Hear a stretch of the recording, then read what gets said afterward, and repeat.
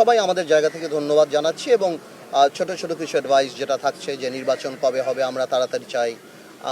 কোনো দল বলছেন, আমরা বলেছি যেমন আমরা স্থানীয় নির্বাচন আগে চাই না, কারণ স্থানীয় নির্বাচন দিলে 4,500 ইউনিয়ন পরিষদে সেখানে একটা মারামারি হওয়ার সম্ভাবনা আছে। একটা জানেন আপনারা, ইউনিয়ন পরিষদের নির্বাচন অনেক বেশি রক্তক্ষয়ী সংঘর্ষ সেসব জায়গাতে হয় এবং গ্রাউন্ড রিয়ালিটি আলাদা। আওয়ামী লীগকে গ্রাউন্ড রিয়ালিটিতে অনেকেই মেনে নিবে না।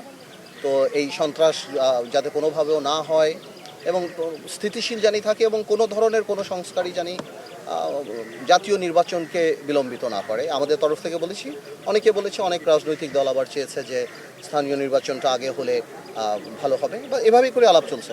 6 মাস পরে সব রাজনৈতিক দলের সাথে বসলো।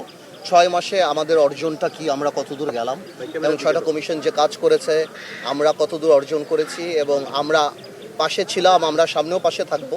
এবং এই যে আবার রিইউনাইট করাটা, যে এই যে মানে এত বড় একটা আত্মত্যাগ 6 মাস আগে এতগুলি ছাত্র জনতার যে আত্মত্যাগ, সেটা জানি কোনোভাবেও নষ্ট না হয়। আমাদের এই অর্জনটা কোনো একটা সাধারণ অর্জন না।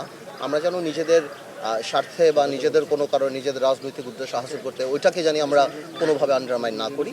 তারপর কমিশনের নর্মাল আলাপ হচ্ছে এবং আমাদেরকে জানানো হবে, আগামীতে সিরিজ মিটিং হবে প্রত্যেকটা রাজনৈতিক দলের সাথে এবং সেখান থেকে ইনশাল্লাহ ভালো পজিটিভ কিছু বেরিয়ে আসবে।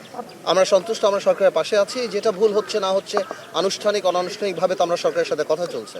তা আমি মনে করি না বাংলাদেশে কখনো এরকম একটা সরকার আসছে যেখানে সকল রাজনৈতিক দল সবাই মিলে এই সরকারের পাশে দাঁড়িয়েছে, আন্তর্জাতিক মহল দাঁড়িয়েছে, জাতিসংঘ দাঁড়িয়েছে, সবাই। আমি মনে করি এটা জনগণের সরকার।